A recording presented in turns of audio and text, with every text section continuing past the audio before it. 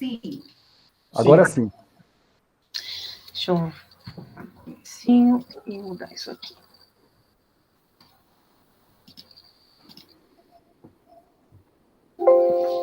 Bom, então vou dar início à apresentação do trabalho. Como o professor Gilson falou, o título do meu trabalho, a minha monografia, é Inundações Urbanas Planejando a Cidade, uma análise das propostas dos planos diretores de macrodrenagem da Bacia do Alto Tietê para mitigação das inundações da bacia hidrográfica do Tamanduateí Inferior, no município de São Paulo. Introdução. As inundações elas têm sido um problema em São Paulo desde o início do estabelecimento da cidade. E já no século XIX, elas eram associadas a doenças como a febre amarela, cólera e outras doenças tropicais, devido à questão do saneamento das várzeas. Lembrando que nessa época todo o lançamento de esgoto era feito in natura nos rios. Por conta disso, começou uma pressão do poder público da época, e no século XIX, mais precisamente em 1890, foi lançada a primeira comissão de saneamento, que seria a Comissão de Saneamento das Várzeas, que veio com propostas e planos para resolver o problema, focado em aumentar a condutividade hidráulica, ou seja, fazer correr mais rápido aquelas águas que ficavam estagnadas e que as pessoas tinham a percepção de que traziam problemas.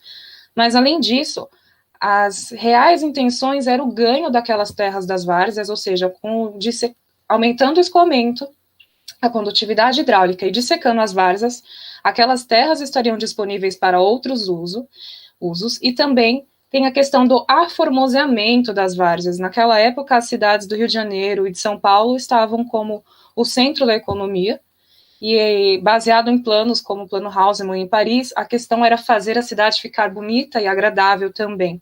Então, os rios sujos como estavam não eram interessantes, ainda mais em época de inundação. Atualmente, os eventos de inundação, eles continuam a trazer problemas, e atualmente eles paralisam a cidade, quando a gente tem interrupção de serviço, de transporte, prejuízo material, financeiro, e principalmente a saúde da população.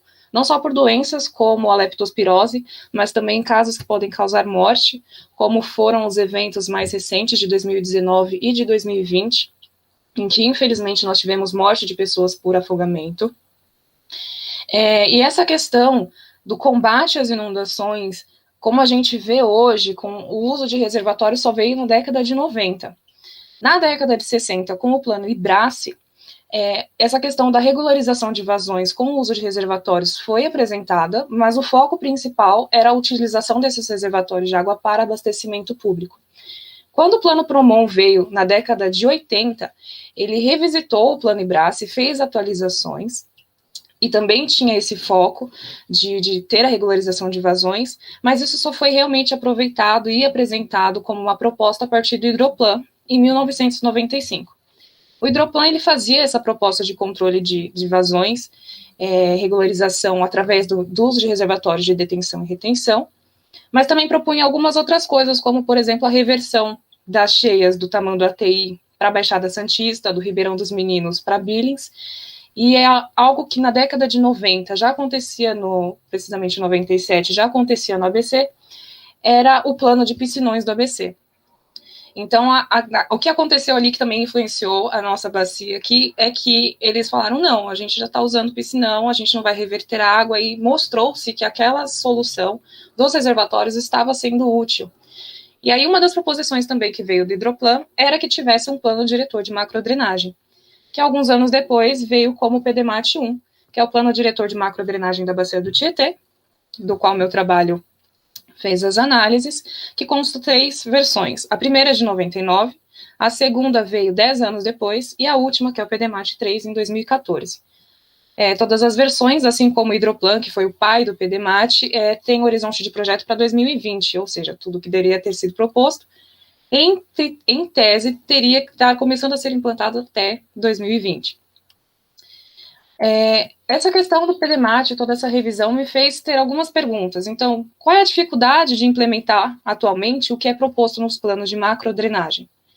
E qual que é a principal mudança de um plano para o outro, do Hidroplan, das versões, e o que foi desenvolvido posteriormente, e o que eles trouxeram de concreto para essa questão de mitigar as inundações?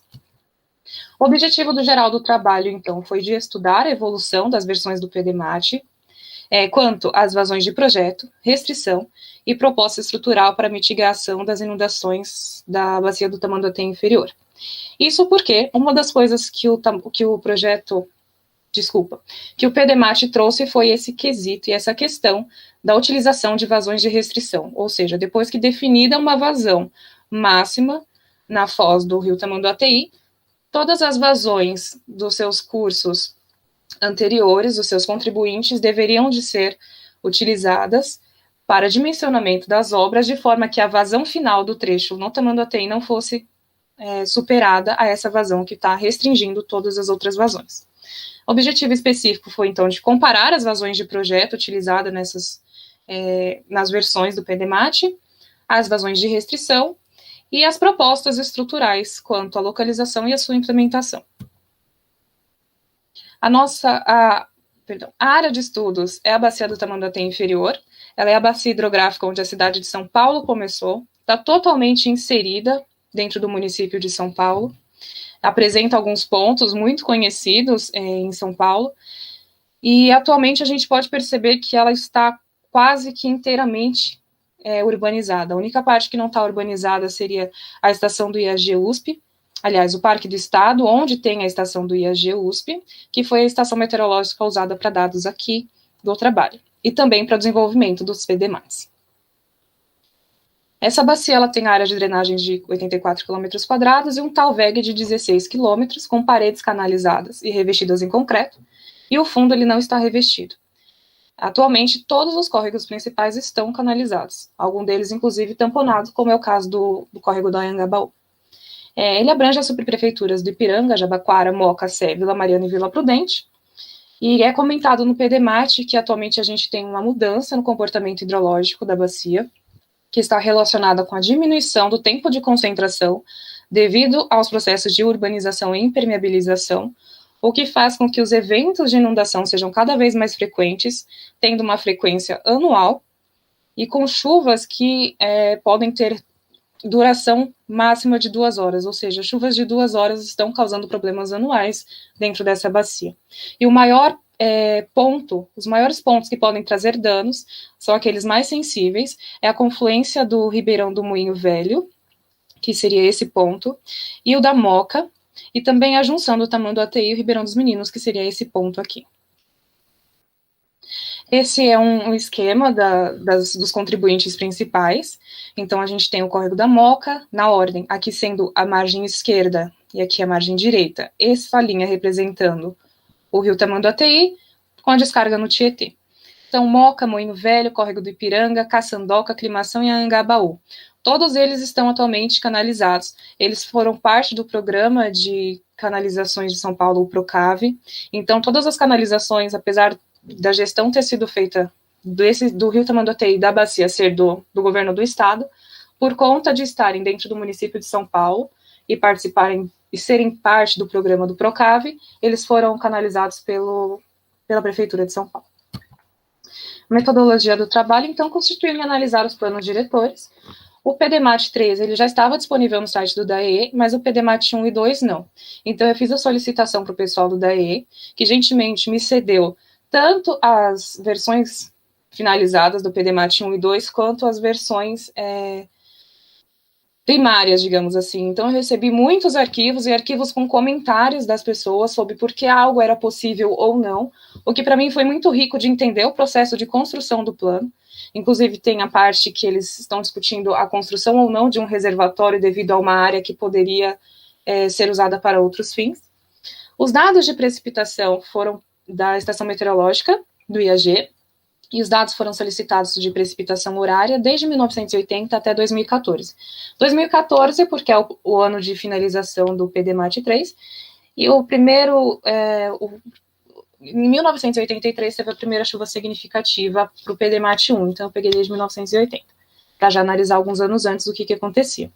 E as imagens de satélite que vieram disponíveis no Google Earth para poder fazer essa análise cronológica das áreas.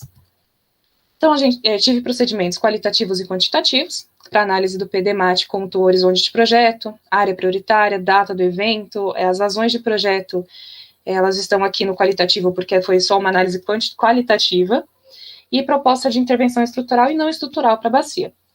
Esses dados de vazão também entraram em procedimentos quantitativos para as diferenças absolutas e percentuais entre as vazões, a duração de intensidade dos eventos de chuva com os dados do IAG, e que esses dados serviram para encontrar o período de retorno associado a partir de uma interpolação com a curva IDF que já existe para São Paulo, que também foi feita com dados da estação meteorológica do IAG.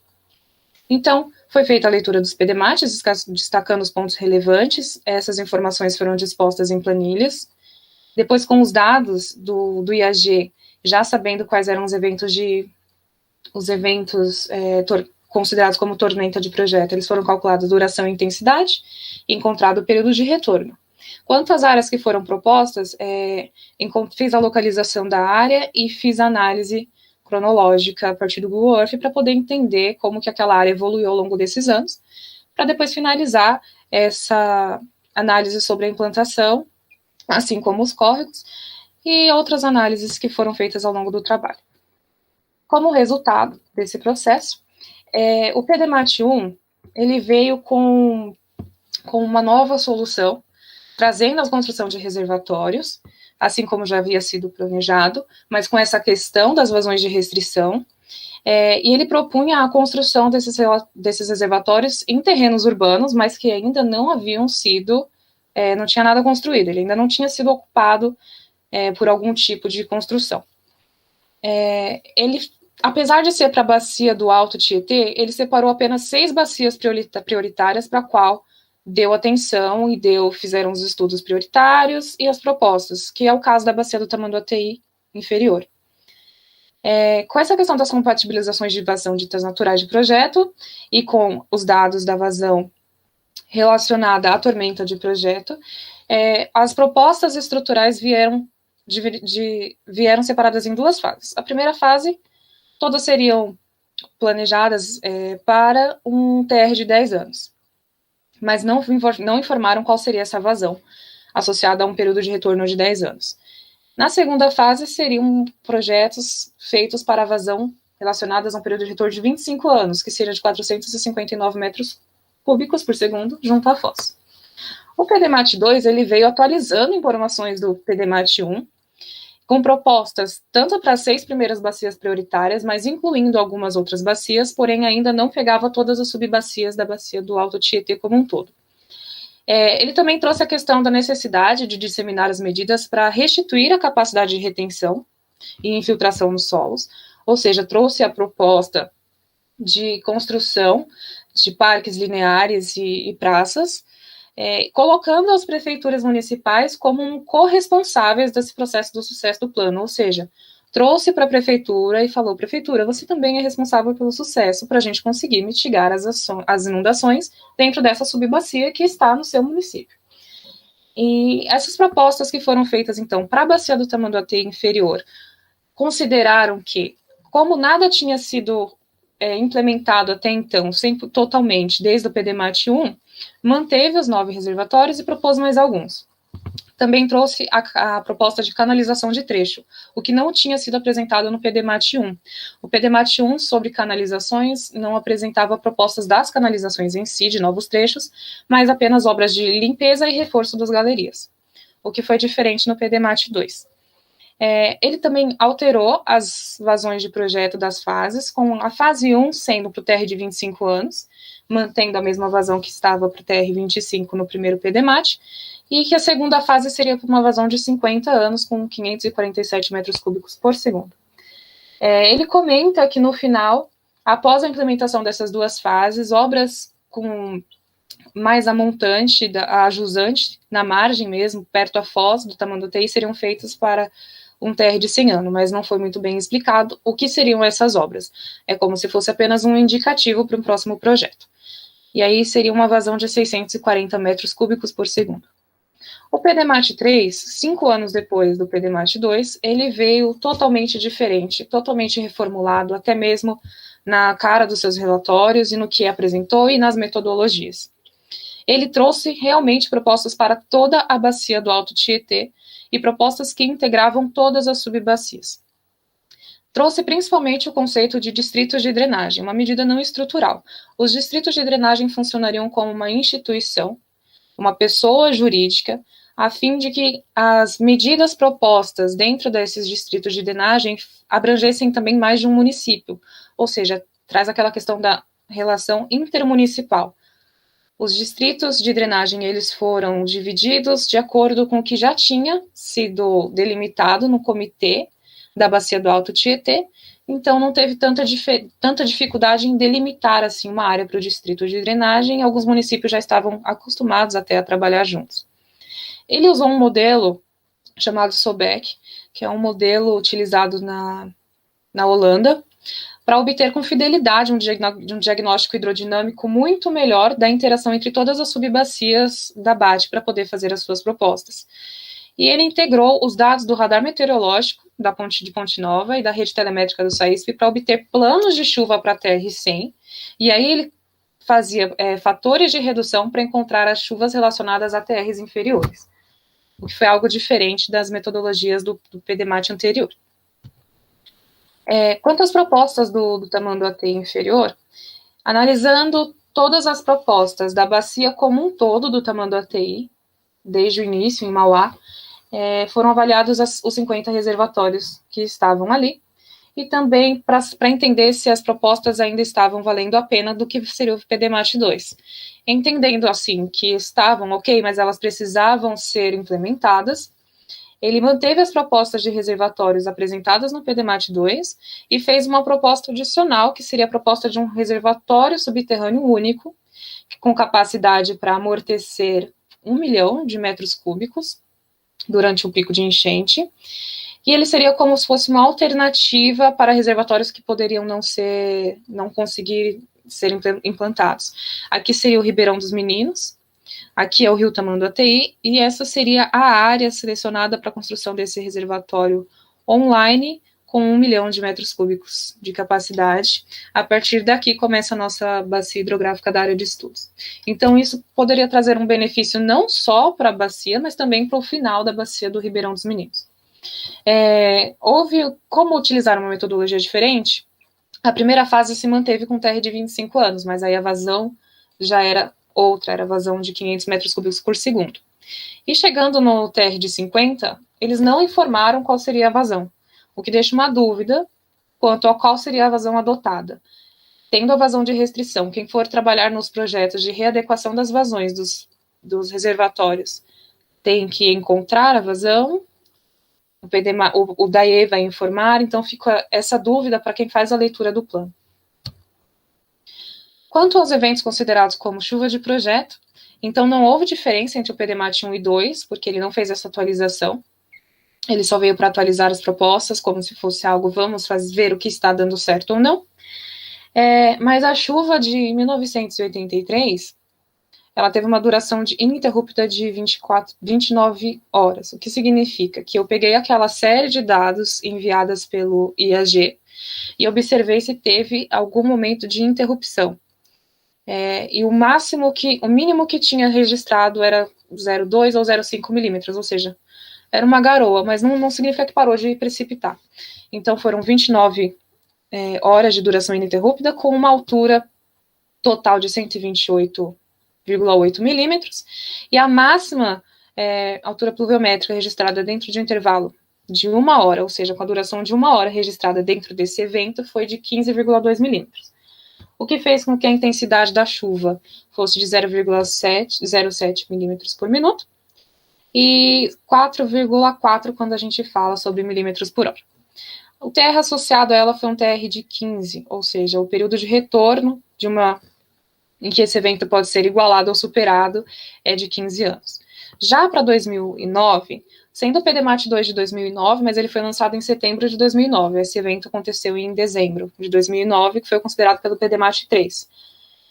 Ela teve uma duração ininterrupta de 13 horas, e a altura pluviométrica máxima de aproximadamente 28 milímetros, a altura total de 76,4. Ela foi mais intensa devido à menor duração, apesar de que a altura total foi menor, e o TR associado a ela foi TR2.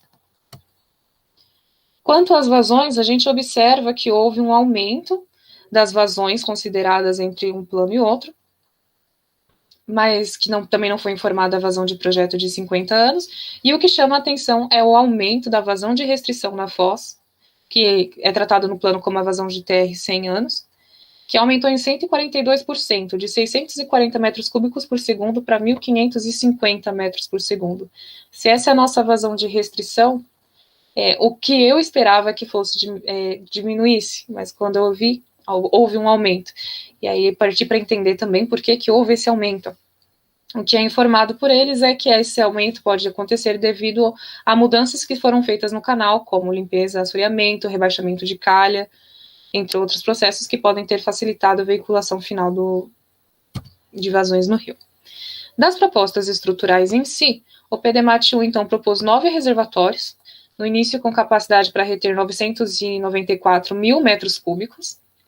Já o PDMAT-2 veio atualizando as propostas, então, os 9 reservatórios do PDMAT-1, mais 10 reservatórios. Só que um desses reservatórios foi inviabilizado porque no começo das análises o terreno estava livre. Quando eles foram terminando a revisão, o terreno foi adquirido para a construção de um supermercado. Então, esse reservatório ele foi cancelado e assim somam-se 18 reservatórios propostos. No PDMAT 3, a construção de reservatórios previstos no PDMAT 2 foi mantida.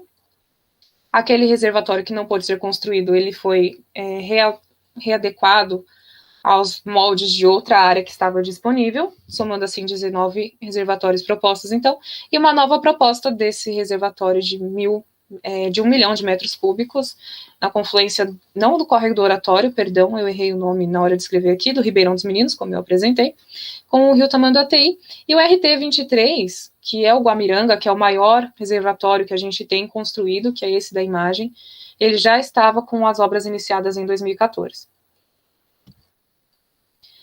Então, no total, a gente chega no PDMAT 3 com 19 reservatórios propostos, sendo que deles apenas 4 foram realmente implementados. O reservatório ligado direto ao fluxo do rio Tamanduateí, que é o Guamiranga, o 23, 2 no Ipiranga, 1 na aclimação, e os outros, infelizmente, ainda não foram construídos até as análises de imagem de 2021.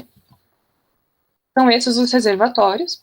Juntos, eles têm uma capacidade de amortecimento de 1.500.200 metros cúbicos, 50.200 metros cúbicos, que é 40% do que foi planejado, sendo que um deles é no lago, que já existia no Parque da Aclimação, o outro é o Guamiranga, que está do lado da Estação Tamanduateí, este que é o reservatório do Ipiranga 2, ao lado da rodovia, e esse aqui, que é o Ipiranga 1, ele está em uma área que anteriormente ela era uma área particular, mas quando ela foi adquirida como área pública, foi construído o reservatório, que atualmente está passando por obras de ampliação, assim como o reservatório 2. A gente pode ver aqui o começo das obras de ampliação. Quanto às canalizações, então, como eu já comentei, o PDMAT 1 ele não traz propostas de canalização, apenas de reforço. O PDMAT 2 ele traz essas propostas de canalização de alguns trechos, do Ipiranga, Moinho Velho, Angabaú e Moca, mas também estavam esses mesmos trechos contidos dentro da previsão do que era para ser feito no PROCAV. Então, essa parte não foi feita pelo governo estadual, foi feita pela parte da prefeitura, atualmente já estão concluídas, e o PDMAT 3 não trouxe para a bacia do Tamanduateí inferior proposta de canalização. Trouxe para outras bacias, como é o caso da bacia do Aricanduva, em que ele faz propostas, mas não em canal de seção regular com parede de concreto, mas sim um canal trapezoidal com uso de gabião e enrocamento, justamente para manter o que foi proposto também no PDMAT 2, de que essas canalizações tivessem a velocidade máxima de escoamento de 2 metros por segundo. Como uma discussão final, então, essa questão da veiculação de vazão maior é realmente por conta da expansão e aprofundamento de calha e os projetos de desassoreamento que tem sido feito nos últimos anos. Isso de acordo com o que é apontado no PDMAT. A dificuldade de implementar os reservatórios vem dessa disponibilidade de área. A gente tem uma bacia extremamente adensada urbana, em questão de construções urbanas. O solo já não é tão fácil da gente encontrar uma área que a gente consiga colocar um reservatório. E assim que a gente encontra uma área, tem a questão do custo de adquirir a área, de implementar o reservatório e também de manter o reservatório depois.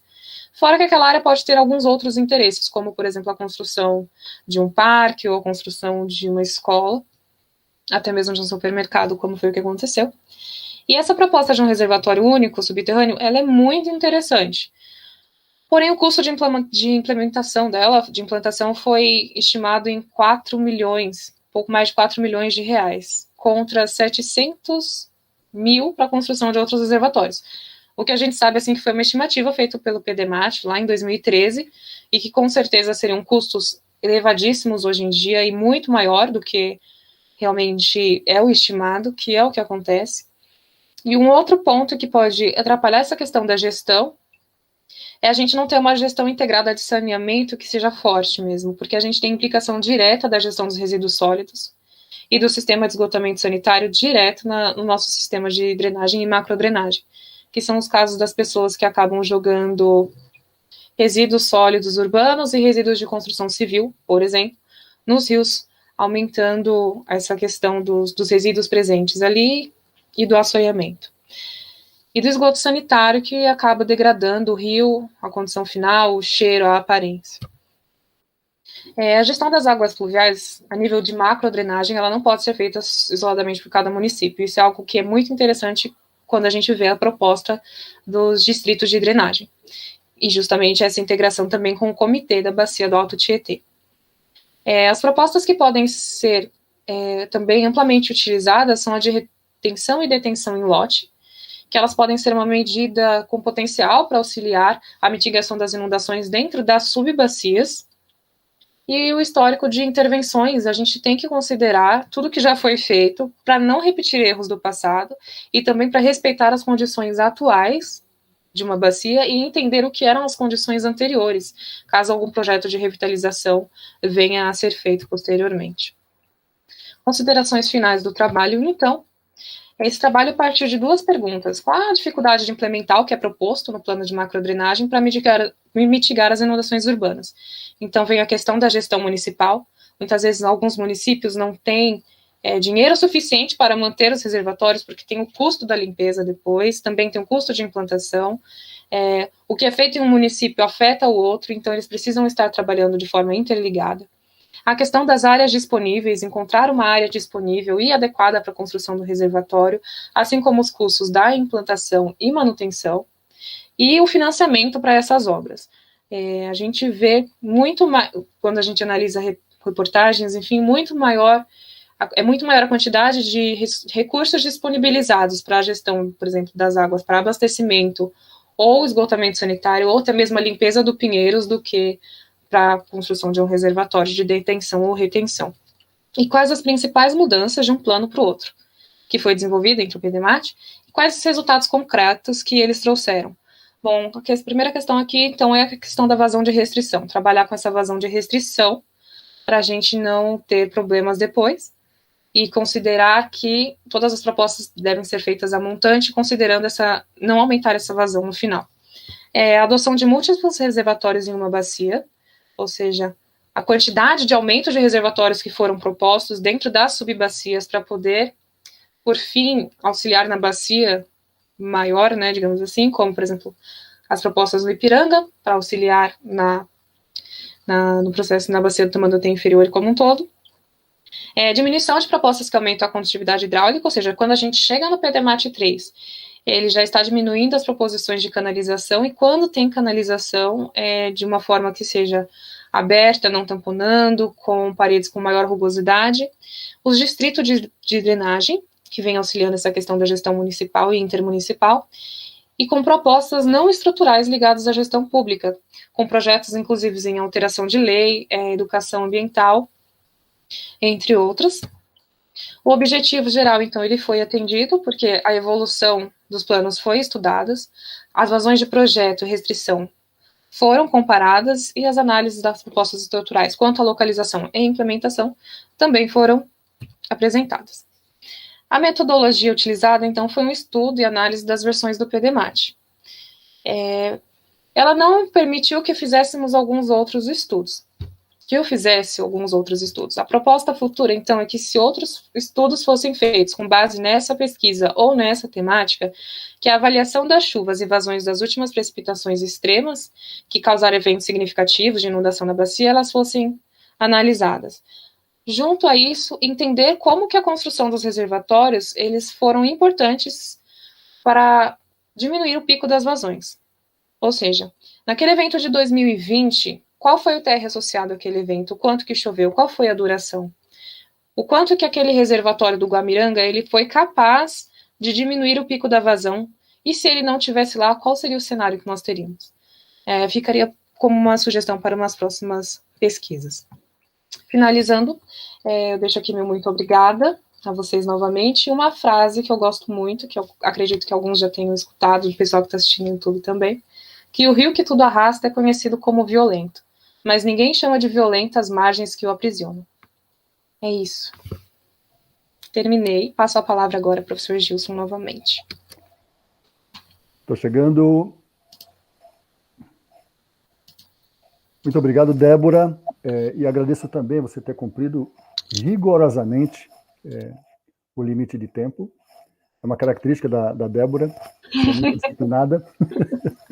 E eu passo a palavra imediatamente para o Felipe, não sem antes, mais uma vez, agradecer a participação e destacar, viu, Maria, a importância, como eu trabalho com muitos TGs, muitos de temas muito variados, eu tenho como um critério o mais possível, nas bancas de TG, debater o mérito dos trabalhos, ou seja, trazer pessoas que de alguma maneira possam enriquecer, né, essa discussão e eventualmente uma consolidação do trabalho.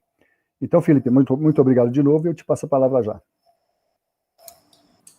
Bom, mais uma vez, boa tarde, mais uma vez agradeço o convite a essa banca e agradeço pelo prazer que foi ler esse trabalho. Assim, eu acho que vou começar já falando que você está de parabéns, Débora. A apresentação foi assim, você foi muito clara, tranquila, não transpareceu nervosismo. Eu sei que você está aí se lutando para isso, mas olha, merecido, porque o trabalho seu está muito bom. Eu acho que o mais importante aqui que você conseguiu mostrar no seu trabalho é a coragem de trazer um tema tão complicado, tão complexo. Eu acho que quando o professor Gilson falou do título, do subtítulo do trabalho ser cumprido, né, é porque o problema não é curtinho, não é fácil de resolver. Então, ela fez um subtítulo compatível com isso e o trabalho inteiro compatível com o tamanho do desafio. Acho que você cumpriu com louvor, assim, e passou, eu acho, até de um trabalho de conclusão de curso. Eu coloquei aqui alguns comentários mesmo elogiando algumas propostas que você coloca, algumas frases, afirmações, sugerindo, inclusive, continuidades. Eu acho que tem potencial, sim, para mestrado, doutorado, pós-doutorado, enfim. Eu acho que você vai longe com essa sua postura nos seus trabalhos. Eu acho que você colocou muito sentimento aqui no trabalho, porque é isso mesmo que a gente tem que ter. Eu acho que a gente percebe isso estudando a drenagem urbana, porque são muitos atores envolvidos, dá vontade de corrigir o mundo, mas a gente sabe que se a gente abraçar o mundo todo, a gente não consegue fazer muita coisa. Então, a gente tem que começar trabalho de formiguinha. Então, já começo até dizendo que, eu sou agente técnico dos projetos FEHIDRO, e quando você colocou ali que muito dinheiro é gasto com limpeza, desassoreamento, eu reforço o seu discurso. A gente vê, ano após ano, dinheiro do FEHIDRO sendo investido em desassoreamento, em enxugar gelo, mas não é isso que a gente precisa. A gente precisa de muito mais vontade de mexer nas coisas. E eu recebi recentemente, eu acho que foi anteontem, que eu fiz uma liberação de parcela para fazer uma canalização de um rio no córrego do Oratório, se não me engano. É o córrego do Oratório, exatamente, que tem ali na Tama da TI. E quando dá uma dor no coração, né? Porque a gente sabe que canalizar rio não é o que vai resolver o problema, né? E eu pude colocar no texto desse parecer de liberação da parcela que olhem para a educação ambiental, olhem para as bacias com carinho, tentem fazer com que a população entenda que ela não tem que jogar lixo, não tem que jogar entulho. Então, acho que seu trabalho também atende esse quesito, né? Essa preocupação que existe em agir de forma, eu diria até, sei lá, né, uma espécie de amor que a gente coloca nos rios urbanos, porque eles precisam disso, né? Eles não são... Eles estão ali, eles vieram muito antes da cidade, então eles merecem o nosso respeito. Eu vou analisar aqui um pouco. Eu coloquei alguns comentários, eu gostaria de passar. Eu não sei se vocês preferem que eu coloque o trabalho aqui na tela e vou comentando. É seu critério. Não tem essa regra. Então, eu vou passar rapidamente, a ideia aqui não é me alongar muito. Acho que só alguns comentários relacionados, talvez a forma de apresentação, algumas perguntas, acho que são poucas, está muito bem claro, muito bem escrito o trabalho. Então, fique tranquilo, já pode respirar um pouquinho mais ainda agora. Está muito bom o seu trabalho. Olha só. Um comentário geral só sobre a forma do trabalho. E, assim, faltou a indentação dos parágrafos, tá? Tem um recuo ali, todo parágrafo de texto, a gente coloca formalmente, um recuo aí de 2 centímetros, 1,5 centímetros. Isso é uma frescurinha, mas eu acho que tem que só dar uma olhadinha, tomar esse cuidado, porque senão fica muito denso. A gente começa a ler, não tem a divisão de parágrafos, pode deixar a pessoa sem ar e morrer respirando na hora de ler o trabalho. É legal fazer essa separação, porque está esse respiro no texto. E na mesma linha, eu tentaria limitar as linhas dos parágrafos, se possível, de 3 a 4 linhas, só para dar uma oxigenada no texto. Isso é fácil de fazer. Acho que na hora que você estiver lendo com calma, depois que você já entregou o trabalho, está sossegado, você vai conseguir respirar e conseguir separar um pouquinho esses parágrafos. Eu acho que vai deixar o trabalho com uma cara mais oxigenada, assim. Não impediu o meu entendimento, mas eu acho que fica bacana trabalhar com isso. Eu recebi essa crítica no meu doutorado e acho que vale para o seu trabalho também. Oxigenar o texto, dá uma aliviada, não precisa aprender igual você aprendeu. A gente prende os rios, solta um pouquinho que fica legal para a gente ler. Fica tranquilo que está bem legal. Eu comentei aqui, né, que quando você fala que a inundação é uma ocorrência antiga, né, vale lembrar que inundação é natural. É uma coisa que tem rio, vai inundar, né? Então, não é porque a cidade está ali que o rio começou a inundar porque a cidade apareceu. Então, é muito antigo, é da idade do rio, né? Que está ali desde sempre. Então, bacana falar isso, porque às vezes as pessoas já começam a falar de inundações e colocam a culpa na cidade, né? Não é, o rio está ali, ele vai inundar, é natural ele subir do seu nível, sair da calha, então é um processo natural, perfeito. Aí passando aqui, deixa eu ver se tem mais algum... segundo comentário, eu já coloquei aqui na linha que você fala que o processo do aumento de nível d'água após um evento de chuva intensa, ocupando leito maior, chama inundação, chama enchente. Essa diferenciação eu já coloquei aqui, excelente, porque é isso mesmo, a gente tem que deixar bem claro, delimitar os termos, e você já fez isso logo na introdução, perfeito. As inundações têm sido um problema recorrente no município de São Paulo desde o início do seu estabelecimento. Eu até coloquei aqui uma notícia que eu coloquei no portal do IPT, né, que eu comentei que isso acontece desde que São Paulo é São Paulo. Né? A cidade escolheu construir ali seu núcleo de povoação numa colina que tem o Vale do Anhangabaú, o Vale do Tamanduateí. Acho que não tem lugar melhor para inundar, né?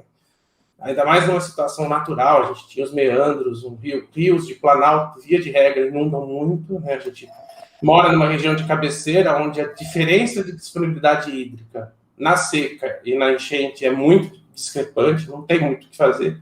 Então, o estabelecimento de São Paulo já foi numa área de risco, digamos assim, para inundação, né? Então, é natural que a gente aconteça esse tipo de fenômeno, e a bacia que você escolheu é bem esse ponto crítico aí, né, que é o final do Tamanduateí, onde tem um encontro de um rio grande, que é o Tamanduateí, com outro maior ainda, que é o Tietê. Então, esse remanso, esse fenômeno vai acontecer, e a população e a forma como foi ocupado só piorou as coisas. Quando você comenta, por exemplo, falando da ocorrência de 2020, você fala dos últimos 37 anos. Se você quiser acompanhar, eu estou na página número 15. Acho que é 15 ou 18, calma. 18. Nos últimos 37 anos. Não sei se você está vendo esse parágrafo aí. Tomar só um pouquinho de cuidado para não colocar isso, tá? Porque vamos imaginar que alguém vai ler o trabalho em 2040.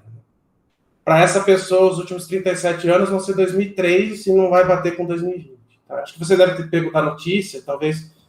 Só coloca, sei lá, desde 83, no caso, seria. Essa chuva de 83, aliás, curiosidade, foi uma das chuvas emblemáticas. A gente pode procurar no YouTube, você vai encontrar aí rios sendo transbordados no Sudeste inteiro. A gente teve quase que galgamento de umas 3 ou 4 barragens na cascata do Tietê.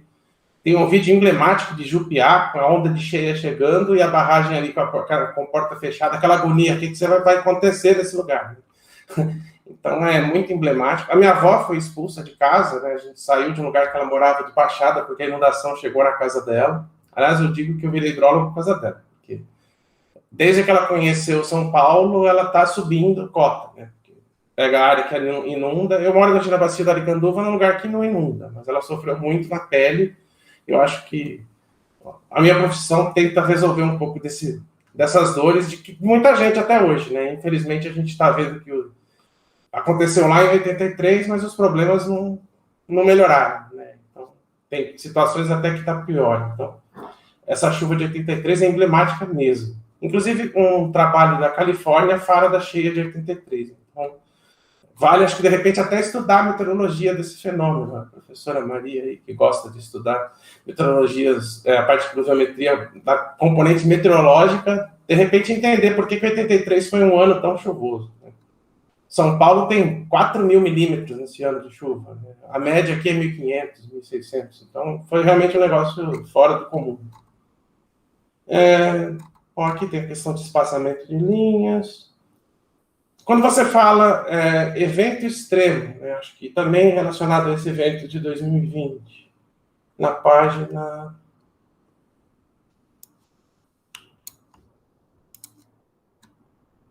Acho que ainda na página 18, deixa eu ver aqui. Eu não sei que meu Word parou de contar páginas.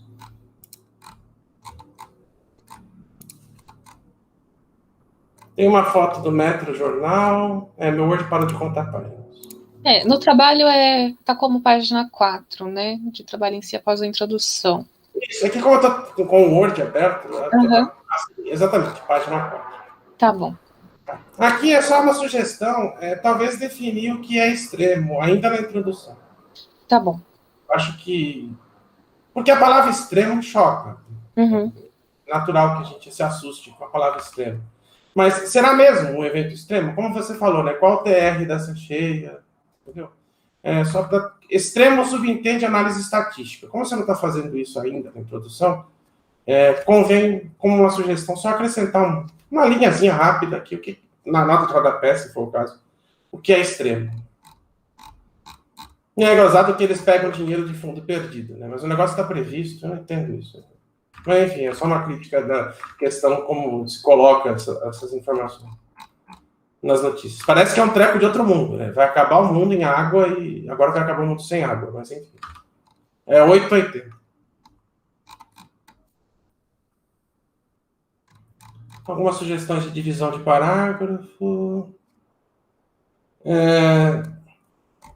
Na página 7, você diz que a intensidade é a altura precipitada, né? Altas intensidades relacionadas a curtas durações. Essa parte aqui, eu sei que você citou os autores, tudo, mas são características das nossas chuvas, tá? Isso não é algo... nossas, eu digo, sudeste do Brasil, enfim. No sul, por exemplo, não dá para saber. A gente não tem essa componente tão claramente definida. Talvez só citar uma questão geográfica aqui para ficar... em média... você também fala em TR10, por exemplo, que é uma chuva de tempo de retorno 10 anos. Isso é jargão técnico, eu entendi, mas não tá, essa convenção não foi dita antes. É legal só para quem está lendo isso na página 8. Você citou recorrência, explicou direitinho, muito bem o que é tempo de retorno. Quando colocou a palavra em média, eu falei, poxa, beleza, legal. É importante essa diferença, porque a gente sabe que é em média naquele tempo que vai acontecer, né? Não é? Senão a imprensa faz muito essa confusão, né? Parece que uma chuva de 100 anos foi uma chuva de 1920, agora 2020. Fica tão legal que está bem definidinho. Só cuidado aqui na convenção. Deixa eu ver o que mais. Eu sugeri que você colocasse a IDF do DAE no texto. Eu acho que fica... Para quem está lendo, já está olhando para a IDF, já tem os gráficos ali. Você pode até usar isso para ilustrar aquela questão da intensidade maior para chuvas de menor duração. Fica bem ilustrativo mesmo. Deixa eu ver, aqui tem uma questão de apresentar em forma de fração a equação de risco. Eu não sei o que está dividindo o que aqui. Acho que 1 sobre TR. Está vendo que está faltando parênteses? Acho que se apresentar por fração fica mais legal. A questão dos TR adotado para estruturas hidráulicas, a gente tem uma instrução do DAE. Se você procurar no Google, ela é DPO número 11. Não se usa mais esses TRs tão baixos. Tá? Isso aqui está sendo descartado. Os projetos até de microdrenagem, a gente já está falando de 25, 50, 100 anos. Tá? É uma recomendação que o DAE tem feito, porque existe uma profusão enorme, como você mesmo listou nas tabelas ali no final, de trabalhos feitos com TR2, 10, coisas grandes, né? Reservatório, canalização. E o DAE está tentando evitar isso ao máximo, que projetos novos saiam com TRs tão baixos, ainda mais numa situação de mudanças climáticas. Está muito complicado trabalhar com TR muito baixo e o risco que as pessoas são submetidas cada vez maior. Então, se você quiser citar isso e falar só da adequação aí de TR25, 50, aí você pode até abrir mão dessa tabela, se for o caso, ou coloca um comentário, não sei. Fica como sugestão. Deixa eu ver aqui mais. Aí, quando você começa na página 12, do tópico de medidas de controle de enchentes e inundações. Também coloco uma sugestão de você consultar o livro do Cagnoli, Drenagem Urbana e Controle de Enchentes. Não sei se você conhece essa bibliografia. Já usou alguma vez? Conheço. Usei algumas coisas aqui do trabalho. Tá. É legal colocar fotos. Eu acho que não tem... Não sei. Eu gosto... Não tem fotos das medidas. Tá. Mas só para ilustrar algumas delas, né? Principalmente algumas que não são convencionais. Sei lá, o que é um boulder, o que é um dique. Tem umas fotos bacanas lá. Eu acho que ele, inclusive, pegou do PDMAT, talvez. Eu não tenho certeza. Mas vai ficar bacana. Tem o Cagnoli sentado aqui. Perfeito. Acho que só colocar umas ilustrações dessas medidas. Aí você pode até reduzir um pouco as descrições, de repente, se você achar que... Só, porque às vezes uma foto fala mais do que 1000 linhas, né? Então... Eu coloquei aqui alguns lugares onde você pode pôr desenhos. Estou passando aqui. É mais sugestão mesmo, sabe? Porque está muito bom, então não tem nem... Sugeri até uma mudança de ordem de algumas definições, que eu acho que quando você está lendo, às vezes a definição vem depois do conceito que você apresentou, mas é tranquilo, não se preocupe.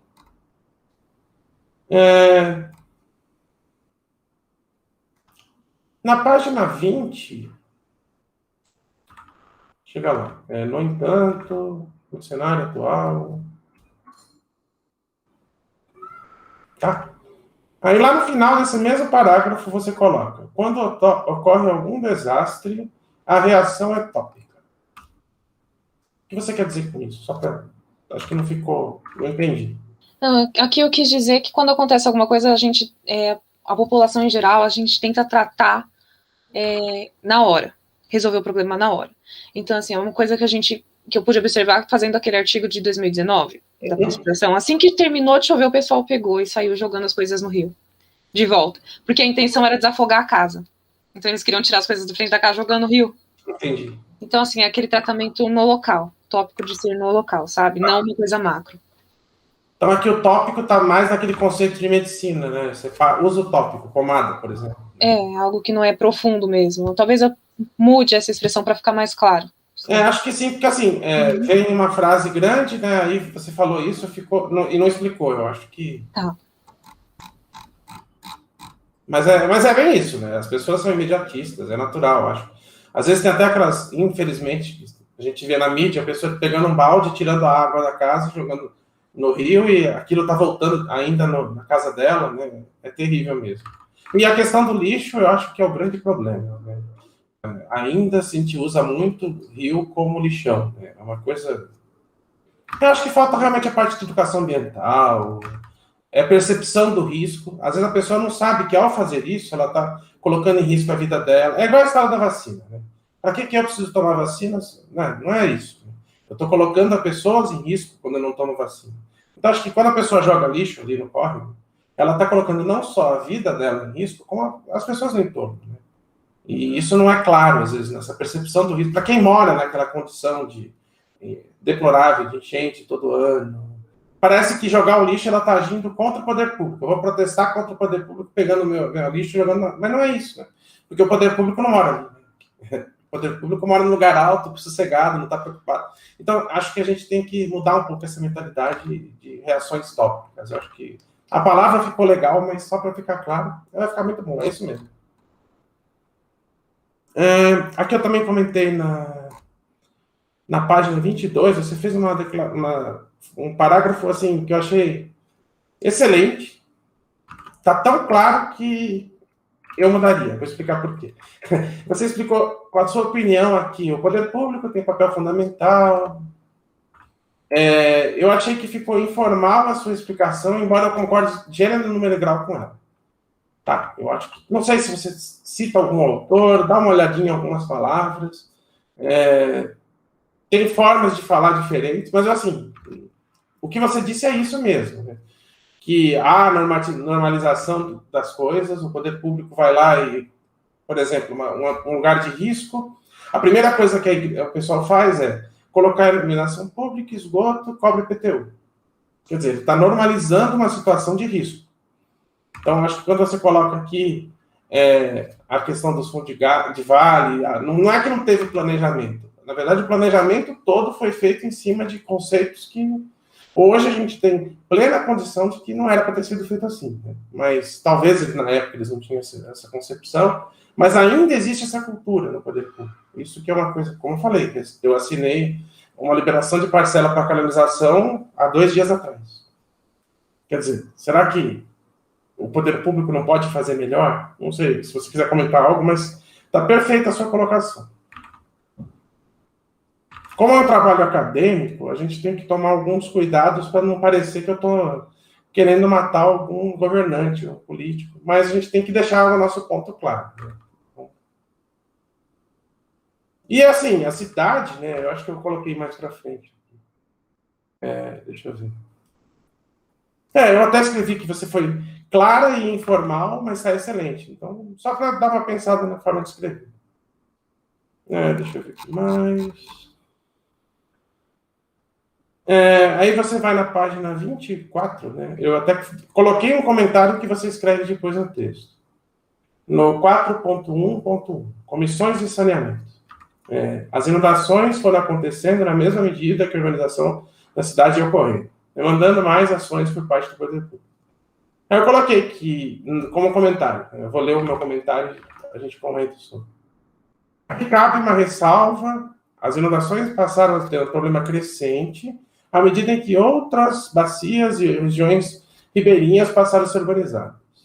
O fenômeno acontecia sempre, não tinha prejuízo nenhum, mas passou a ter um problema quando a cidade chegou ali na região de inundação e fez com que as pessoas ocupassem áreas de risco novas.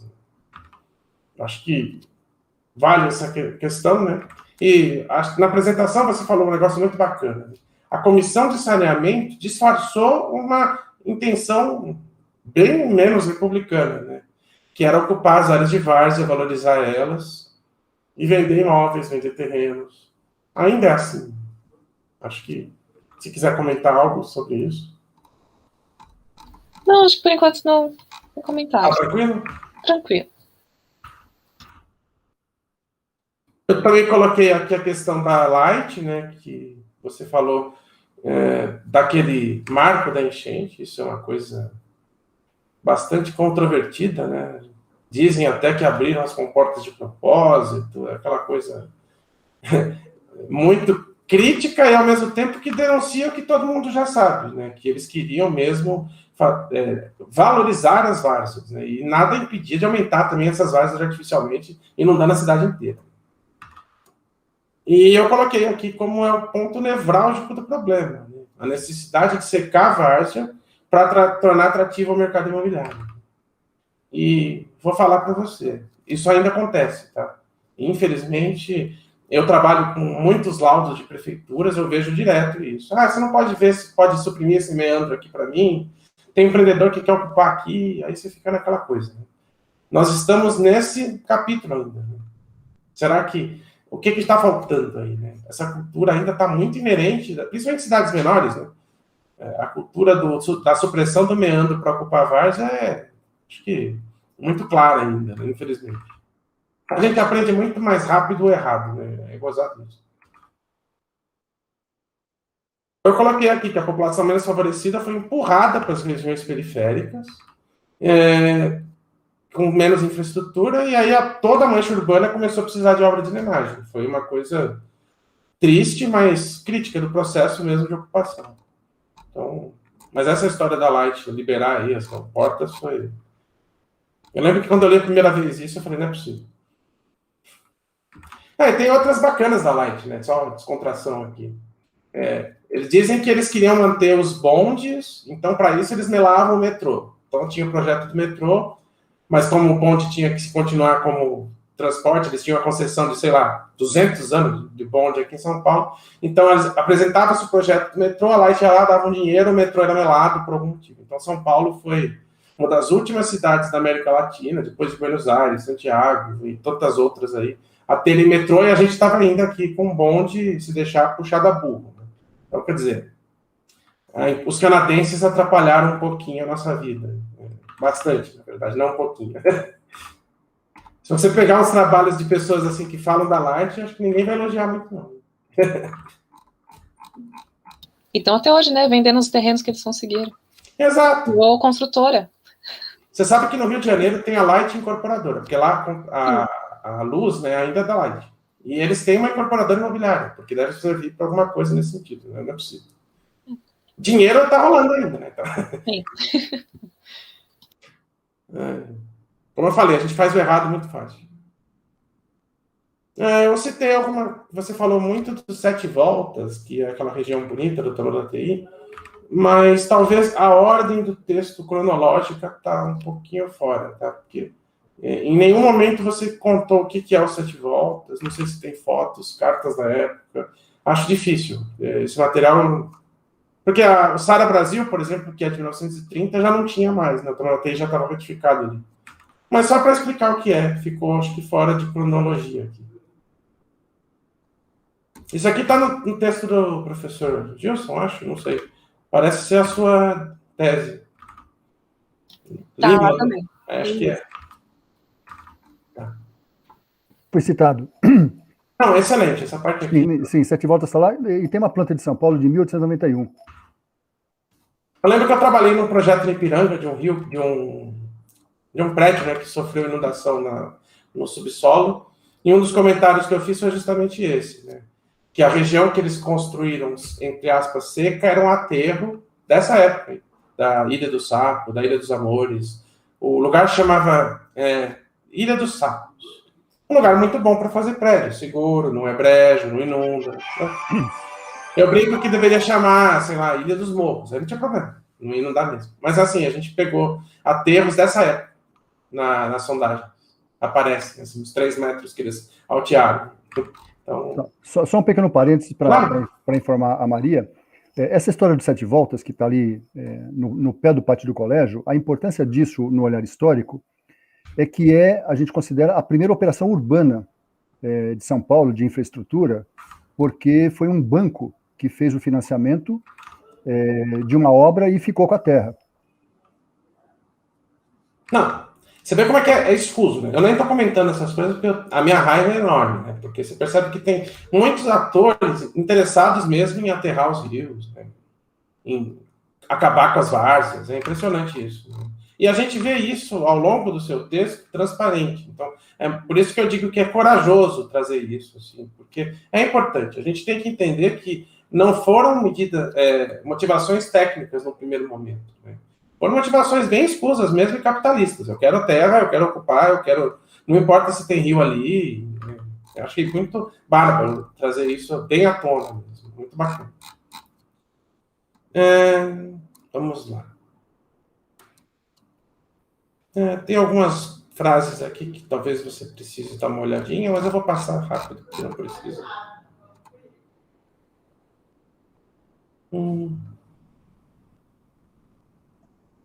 Aí na página 35.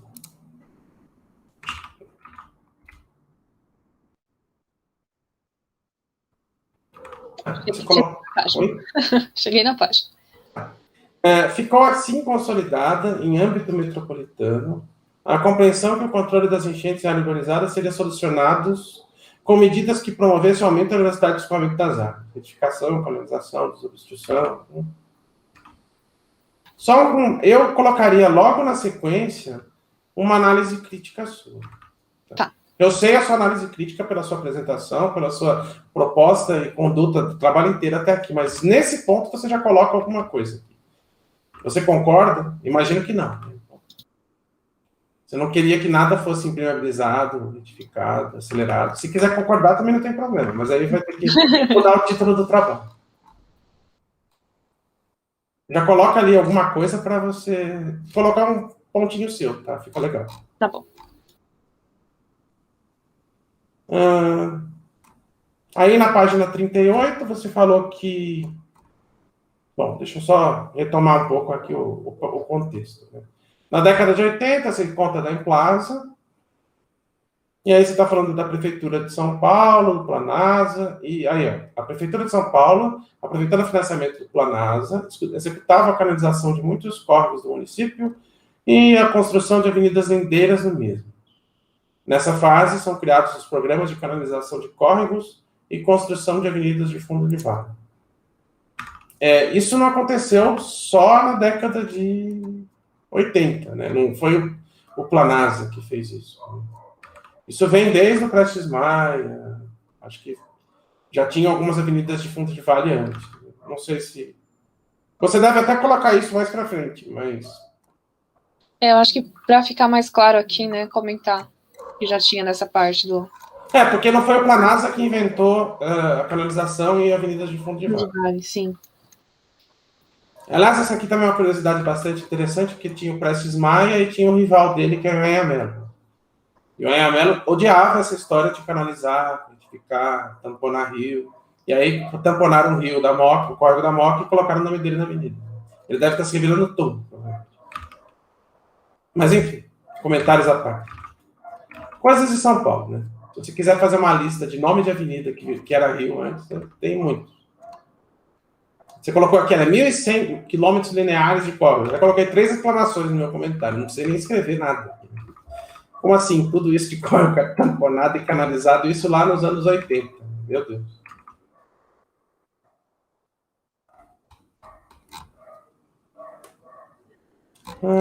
Acho que é isso. Deixa eu ver se tem mais alguma coisinha. O plano Promon, você não falou dele antes. Em algum dado momento você citou na página... Bem no finalzinho da página 41. Você falou do plano Promon, mas acho que ele aparece só aqui.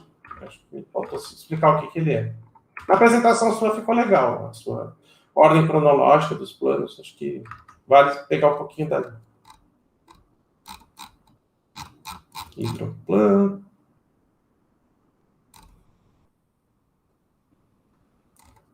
Aí na página 44, você fez um grifo em negrito. Adoção dos conceitos. Muito importante mesmo o conceito de vazão de restrição. E, se me permite, eu poderia sugerir uma situação. Vale uma crítica bacana sobre o aumento da vazão de restrição do PDMAT 2 para o 3, e não só se ater ao que eles colocaram, né, que foi desassoreamento, desobstruções. Porque se a cada PDMAT que a gente passar, a vazão de restrição aumentar, isso vai virar votação do voto impresso. Tá? Então, Vai virar uma novela sem fim. Entendeu a ideia, né? Entendi. Eu fiquei com medo de colocar passar talvez colocar demais a minha opinião pessoal em algo que tem que ser técnico e científico, sabe? Eu acho assim, só coloca uma coisa pontuando, dá uma alfinetada sutil, que vazão de restrição não é algo que tem que ser banalizado, digamos assim. Né? Não é algo que tem que ficar subindo toda vez, já, para restringir ali. Acho que você pensa isso também, então. Acho que é legal essa alfinetadinha de leve, vai enriquecer o trabalho também. Talvez pede ajuda aí para a professora Maria, para o professor Gilson, na hora de fazer o comentário, mas você entende que vazão de restrição restringe, né? Então, toda hora fica aumentando, daqui a pouco já está em 10 milhões de metros cúbicos por segundo lá. Uhum. E é ruim. Você já ouviu falar em conta de chegar? Então. E depois eles alegam que o modelo mudou. É meio complicado isso. Dá a impressão que eles não sabiam e colocaram um valor ali. Parece chute. Não é legal essa... E assim, vai sair o PDMAT novo. Então, todas essas críticas construtivas, óbvio, eu entendo essa preocupação de manter de forma técnica, tem que ser pensadas e levadas em conta por a gente que vai revisar esse plano, né? Então, eventualmente, se você continuar trabalhando com isso, eu espero que continue, porque está muito bom o trabalho, já tem mestrado, pós-doutorado, 10 pós-doutorados para fazer no tema. Então, é legal que a gente coloque essas alfinetadas de leve, porque, como eu falei, né, eu alfinetei. Escuta, vocês não vão investir em educação ambiental, em dinheiro público, tem que ser gasto em outras coisas que não só desassoreamento. Então, passa por esses projetos, planos, não ficarem mudando vazões à toa. Eu coloquei para você colocar em mapas algumas informações. Quando você diz que a vazão de restrição... Quando você fala realmente das vazões de restrição, você comenta que a vazão de 484 metros cúbicos por segundo já era alcançada na foz do Ribeirão dos Meninos, no médio termo da TI. Isso na página 45. Coloca um mapinha, acho que é bacana aí, para dizer qual é o ponto dessa vazão que estava alcançando e o quanto mais de rio andou para chegar, né? Só para comparar. É um trecho significativo do rio, imagino. Porque do Meninos até a Foz tem... Sim. É o início da bacia, né, da área de estudo. Basicamente, ele saiu ali do começo da área de estudo do seu trabalho e foi quase no final. Né? Acho que é isso. Deixa eu ver como é isso. Aí eu sugeri que plano de diretor de drenagem urbana figurasse lá atrás, ainda nas suas definições. Ao invés de citar o histórico de São Paulo e falar de plano diretor. Aí só tem que ver se esse encadeamento, essa sugestão cabe, mas você está falando de conceitos aqui de forma genérica e você já tinha partido para a sua área de estudo bem específica. Então, de repente, compensa jogar lá para cima. Tá. Só para não ficar indo da área de estudo, saindo da área de estudo, já deixa tudo... Mas é sugestão também, não é... Deixa eu ver aqui mais. Na página 47, no último parágrafo dela. Chegou na página? Vê isso aí. É isso, né? 47? 47, no Brasil, abordagem tradicional. Essa afirmação foi sua? Foi. É uma afirmação... A ideia toda, sabe? É uma afirmação bem forte aqui. Então, só deixa, de alguma forma, claro que é uma conclusão sua, tá? Porque eu senti que faltou referência, mas se é sua, a referência é você. É só por fim, ou cumpre destacar que, só para aquele elemento textual para dizer, pontuar que isso é uma afirmação sua. Achei, por isso que eu coloquei aqui, afirmação forte, né? Segundo quem? Só deixa que você que falou isso aqui, eu entendi, é um fecho excelente, isso mesmo. Mas é bem incisivo mesmo, muito bom. Veja que não é nem uma crítica, só faltou só o comecinho ali para dizer que é assim.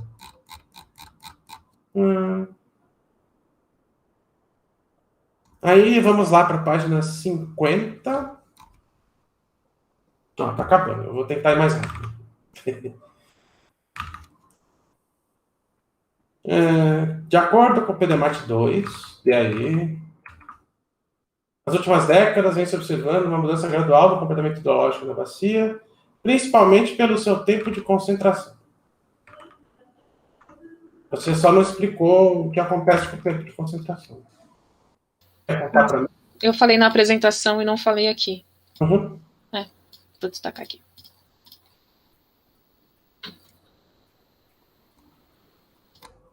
Você falou do Córrego da Moca, do Nhanhamelo, que eu já até brinquei aqui.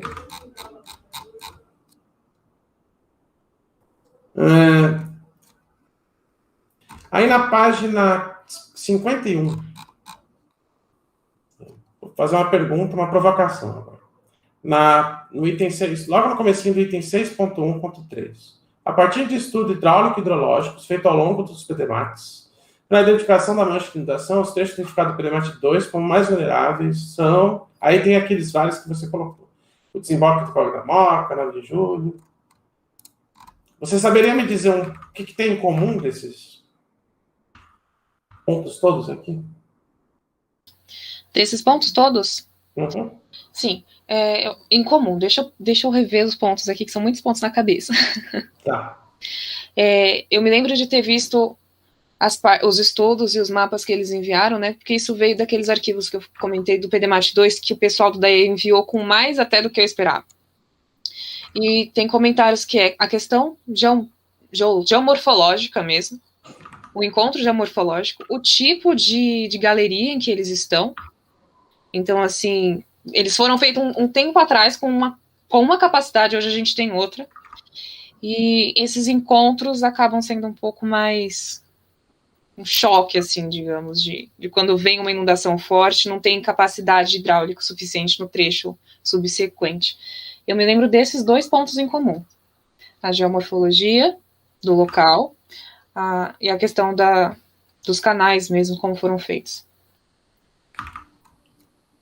Nota 12, né? Não é nem 10 aqui. A resposta é exatamente essa. Muito bom. Eu coloquei aqui, né? O que tem isso em comum, né? Encontro de cursos d'água, remanso, refluxo, gerações diferentes aí de estruturas de drenagem. Se você achar interessante, vale citar isso, tá? É bacana. Porque aí você enriquece, né? Você diz os pontos críticos e vale dizer isso, até com uma opinião sua, né? Uhum. E essa questão da diferença de geomorfologia, a diferença de idades de dispositivos de drenagem, mostram que os encontros dos rios são os pontos aí mais críticos, digamos assim. Então, eu citei até um pouquinho, escrevi um pouco aqui no comentário, uma sugestão de como você pode dizer isso, mas acho que é um complemento bacana também, enriquece o trabalho. É incrível como esses encontros de drenagem são encrencados. A gente está vendo aqui no Aricanduva, na chegada dele com o Tietê, está terrível. Então, está saindo toda a ponte do Aricanduva. Uhum. Você falou do TR associado, né? Que eu coloquei aqui que isso é excelente. É um dos ganhos aí do seu trabalho, fazer o cálculo do TR associado. Sugerir até que seja publicado na forma de artigo em congresso, periódico. E eu mesmo trabalho com essa linha de pesquisa em drenagem urbana. Uma das coisas que eu mais faço no IPT é trabalhar com TR associado. Oportunidade de mestrado, eu acho que tem muito ganho, até porque a gente sabe que a gente fala muito em evento extremo, mas quando calcula TR associado de evento, vai ver 2 anos, 5 anos. Sua colega, que vai apresentar amanhã, a Mariana, fez um estudo sobre o Ribeirão dos Meninos, e ela calculou TRs baixíssimos para chuva. Então, não é nada extremo no final das contas. A gente está muito mal ainda de condições de drenagem. Então, esses TRs associados são interessantes para mostrar o quão problemático é uma área quando chove. Não precisa nem chover.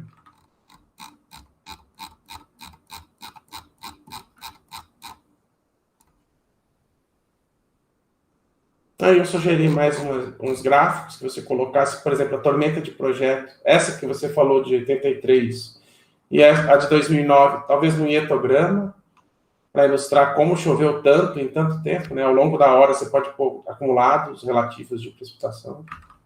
É bom saber, porque eu até fiz, sabe? Mas eu não coloquei porque eu fiquei com medo de encher demais, porque tem limite de página.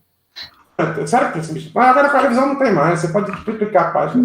Porque são 80 páginas, foi por isso até que eu não coloquei a IDF no meio do texto e alguns outros gráficos eu fui... As imagens das medidas eu tirei por conta das páginas. Pô, mas quebra essa, Gilson. A menina fez um trabalho super Mas bom. qualquer coisa eu coloco lá nos anexos. Vou tacando tudo nos anexos. Foi dica da professora Maria. Põe tudo no anexo. Tá bom. Não tem problema. O anexo é bom porque a gente... Mas assim, tem hora que parece que colocar no texto fica legal. Que droga essa coisa de limite de página. Aqui temos de 80. Aí o trabalho tá com 70. Ah, então dá pra colocar os gráficos. Não, os gráficos sim. Algumas outras coisas também. Bom, aqui, deixa eu ver... Eu achei fantástica a ideia que você colocou aqui dos objetivos, diretrizes e propostas em tabela, porque o PDMAT não é um material fácil de ler, né? Parece que está bem assim, até na forma de uma caixa preta, digamos assim, meio hermético em alguns pontos. Aí, a hora que você monta em tabela, puxa, fica muito claro o que eles queriam fazer, as proposições, achei... Aliás, nem sei como você conseguiu no DAE esses PDMATs anteriores com comentários, porque... Eu acho que é porque eu enchi muito o saco, sabe, Felipe? Sendo sincera, assim, eu quebrando um pouco o gelo da situação, porque esse trabalho eu estou desenvolvendo há 1 ano e meio.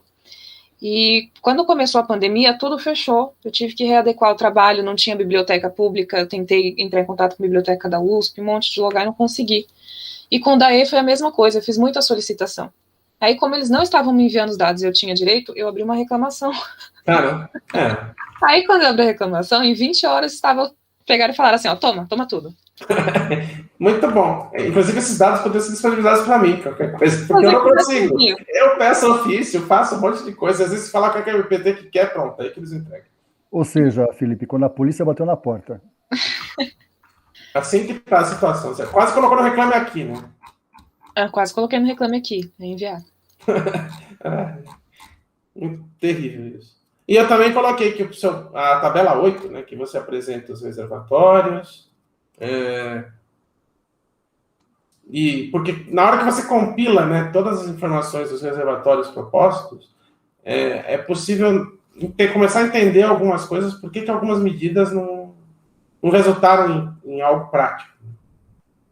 E se olhar aqui, né, para os reservatórios todos que já foram, que estão listados aqui, muitos não foram sequer implantados.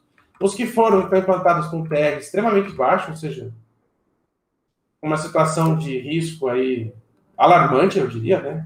Então, eu acho que a gente começa a entender nesse panorama, se você colocasse até uma cor aqui, né? Por exemplo, verde para TR 50, laranja para TR 25 e outras cores aqui mais críticas para os TRs mais baixos, a gente enxergaria isso de forma ainda melhor, né? Se fosse o caso, mas dá para perceber que muita coisa está muito incipiente ainda em projeto, nem saiu. Nós estamos falando de horizonte de projeto de 2020, né? Então, a princípio, as obras que sairão já estão fora do horizonte do projeto. Pelo que eu entendi, é isso, certo? Já estamos no futuro disso, né? Então... Assim como o projeto, né, de licitação do Anhangabaú, em licitação em 2014 e até agora... E quando fazem o Anhangabaú, faz aquele negócio de concreto horrível lá, que eu não quero nem falar não. Virou uma pista de skate. Iam tirar o rio dali, poxa, o Anhangabaú está querendo respirar faz alguns anos. Mas tem a bomba para funcionar, ou não funcionar em dia de chuva, né? Então... deixa eu ver, acho que tá certo aqui, não tem nada para comentar. Os meus comentários aqui, excelente, muito bom, ótimo. Então tá bem tranquilo para você.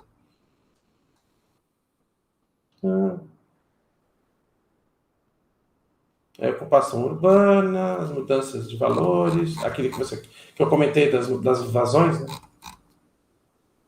E tem um comentário também, né, que você faz na página 68, que todos os 4 reservatórios implementados estão em áreas que já eram públicas. Tem um conceito muito bacana que eu aprendi num congresso, que o pessoal chama de nimbismo. N-I-M-B-Y, NIMBY. Isso quer dizer not in my backyard, ou seja, não no meu quintal. É um conceito excelente e explica boa parte dos nossos problemas, ou seja, todas as soluções são maravilhosas desde que sejam implementadas em qualquer lugar, menos no quintal da minha casa. Então, todo mundo quer turbina eólica para gerar energia, porque afinal das contas não polui, mas não vai colocar no meu lado, porque eu não quero ver aquele barulho da turbina. todo mundo quer um piscinão para controlar a cheia, mas não vai para do lado do meu empreendimento imobiliário, porque eu quero vender a 10 milhões o metro quadrado e não 5 milhões. Então, esse é um conceito muito interessante e essa frase reflete exatamente essa situação. É difícil você colocar no empreendedor e nas pessoas e na população que elas precisam se solidarizar com a situação ou não vai resolver o problema. Não tem o que fazer. Tem que ser aberto, tem que acontecer aí concessões de alguma forma para que essas coisas saiam.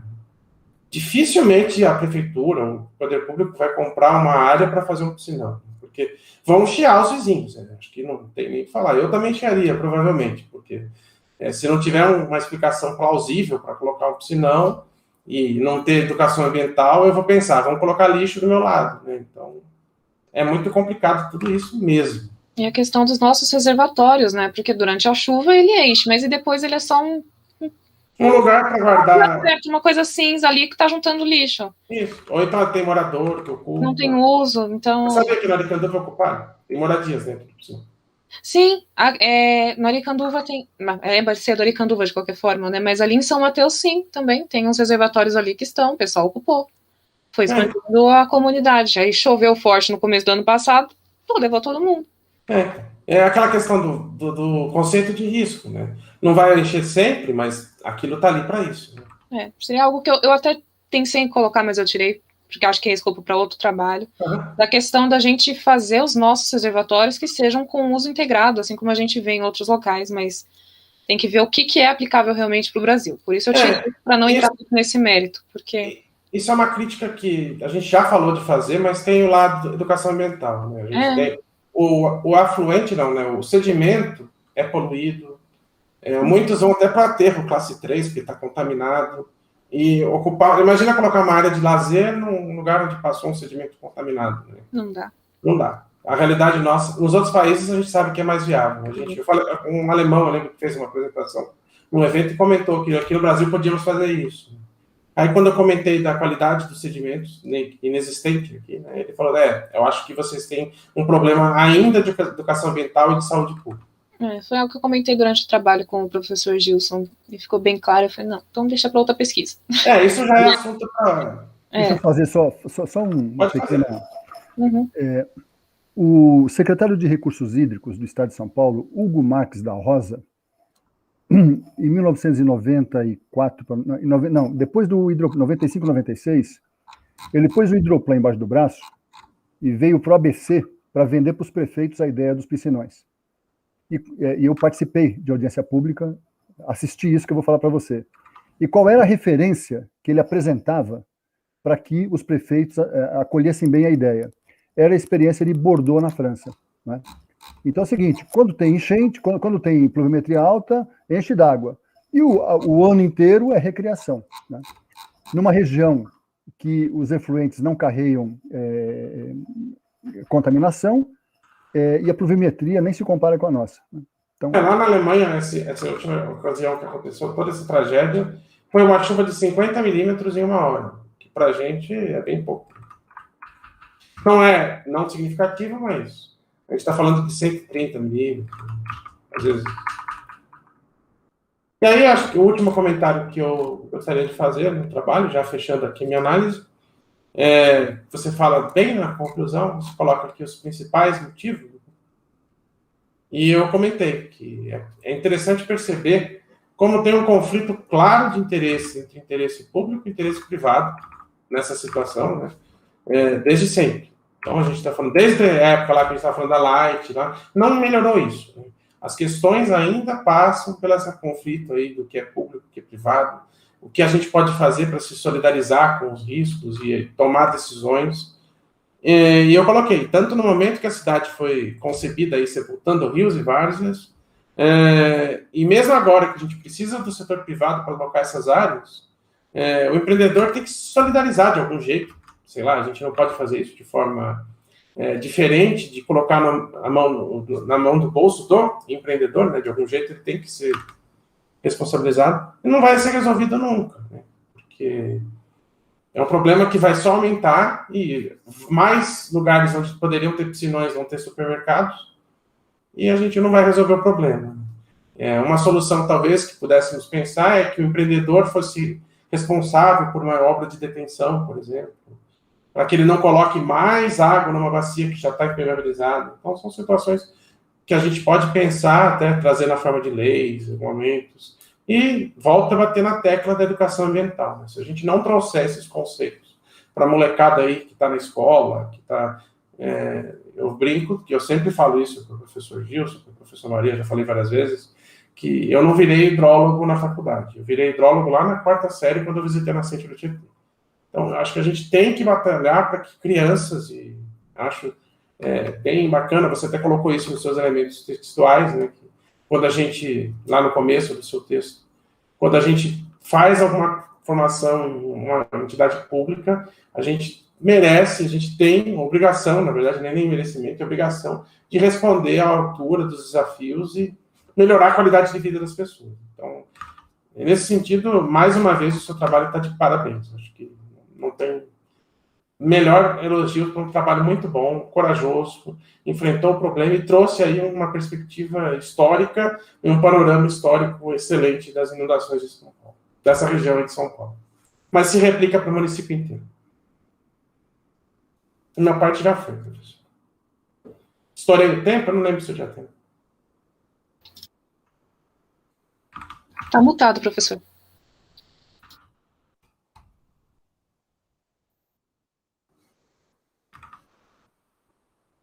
Alô? Tinha travado aqui. O tempo é seu. Não, para mim já foi. Já terminei a minha análise. Já basta o limite de páginas. Acabou? Sim.